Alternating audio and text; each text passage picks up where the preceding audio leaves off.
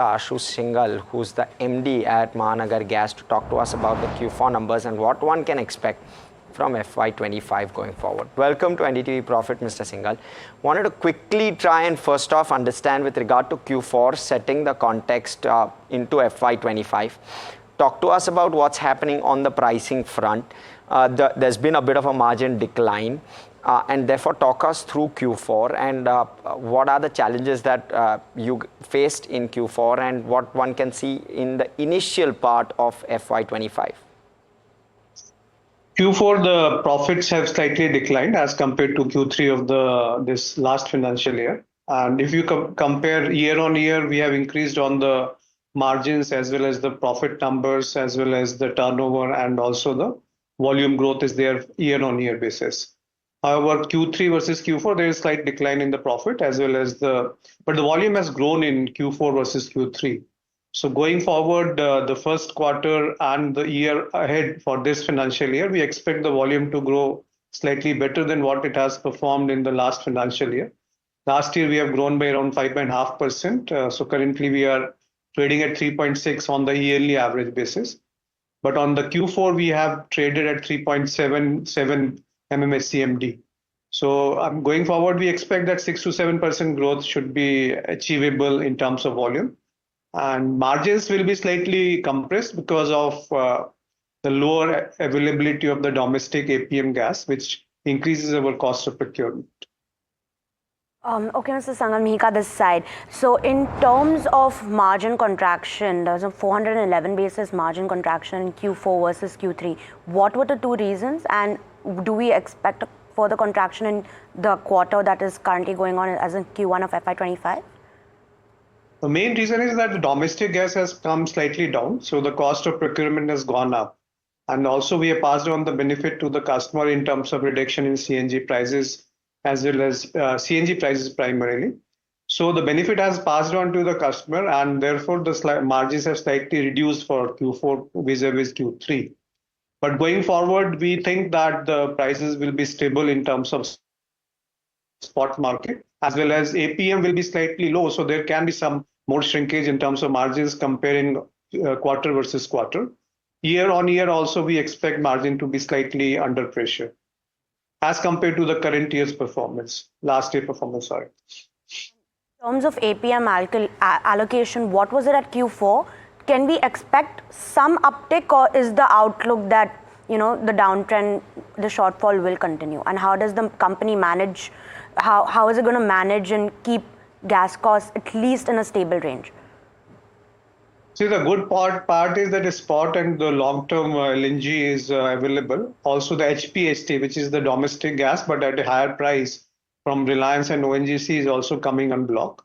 So whatever the shortage of APM is, we have compensated it with high pressure, high temperature gases from KG Basin, as well as we have entered into the term contracts related to Henry Hub, which is US gas coming on at different ports in India, and which is transported through pipelines to our geographical areas.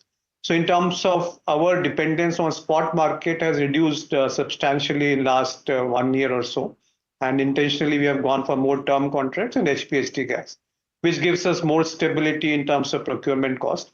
So even if we consider that APM gas comes down, still we will be having better operational flexibility as well as more stability in pricing regime. In terms of gas cost per unit, what is the range that the company is expecting to remain at? Do you all have a certain targeted range? Yeah, there are two different gases which are available. One is the APM gas, which is currently capped at $6.5 per MMBTU.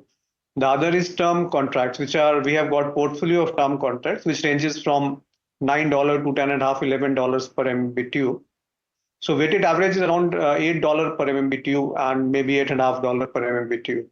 So it has come down since last financial year, year on year it has come down. Therefore, the margins have improved. But going forward, if APM goes down, then we have to compensate it with slightly costlier gas. Therefore, the weighted average cost will be around $8.5 to $9 per MMBTU. $8.5 can be the right assumption. Against the last year, it was slightly lesser. This year, slightly maybe $0.2 or $0.3, it may go up. So as a result, just want to try and understand what impact this has with regard to your margins and how much of a shrink can one expect going forward. You've indicated a bit of a shrink. Will you hold above the 22% mark in terms of margins? Is that something one can reasonably say? When we talk about margins, it is rupees per SCM. That is 9.42 was the performance last financial year. This year it was 13.9. And we think that this financial year and Q1 of this financial year will be slightly lower. And maybe a safe range could be between 10 to 13 rupees or 11 to 13 rupees is a better range or new range which we expect rather than 14s. Earlier we used to have a range of 8-9 rupees. Now it has gone up to 10 to 12 or 11 to 13 rupees in that region. Got it, Mr. Singhal. Now I want to talk about the volumes. Now CNG volumes have been comparatively lower than the other segments, muted if you can go to say. What's the outlook in terms of growth of CNG volumes for the next financial year? This financial year, we have clocked around 4% growth in CNG volume. But going forward, in last 2 quarters, we have launched very aggressive schemes on terms of to attract more volumes in CNG segment particularly, and which has been with retrofit with original equipment manufacturers as well. And we were targeting commercial vehicles. So we think that 4% was the last year performance growth. This year we can make it up to 5 and 5.5%, or maybe up to 6% if things go well. And because the infrastructure is going up, the conversions are improving. This year we had 77,000 new vehicles coming on road on CNG as compared to 65,000, which was last financial year. Going forward, we expect that the trend should continue. And considering that the CNG prices are favorable as compared to petrol and diesel, almost around 50% cheaper as compared to petrol and around 20% cheaper as compared to diesel in terms of CNG versus petrol and diesel. We expect the trend will continue and we will get some increased numbers in this financial year. And in terms of the PNG segment, especially the industrial and commercial segment, seen double-digit uptake. Could there be a shift in the volume mix? Are you all expecting a higher percentage from that segment? Yeah, you are right. Absolutely right. Around 12-13% INC segment has grown this quarter. So we expect that this year. So we expect this next 2 quarters, Q1 and Q2, will also see some more uptick in the industry and commercial. But the shift is not very heavy in terms of around 70% CNG volume is the bulk of our consumption going to that segment. INC is around 15% and domestic is around 15%. So INC is slightly picking up, maybe 17-18% will be the INC segment, and CNG will be around 68% or so. So maybe 1 and 2 percentage difference can come up because of the new volumes which we are getting in INC segment. Got it, sir. And sir, with regard to capex plans for FY25, if you can give us a number, and also with regard to the Unison Enviro capex as well over the next 2 to 3 years, what's the capex pipeline like? What's the thought process? This year we have spent 770 crore in capex from Mahanagar Gas and around 100 crore in the Unison.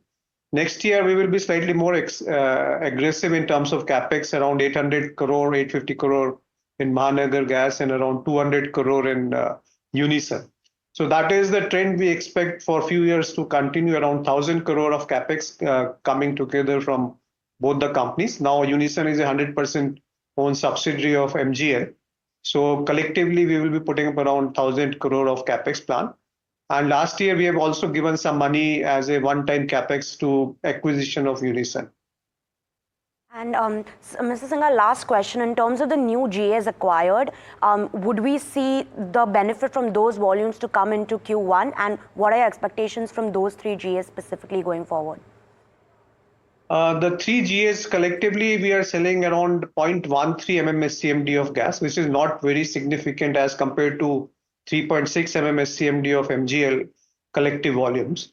But going forward, we expect 10% growth at least will be available in Unison because the base is small and we are doing more aggressive capex in the 3 GAs.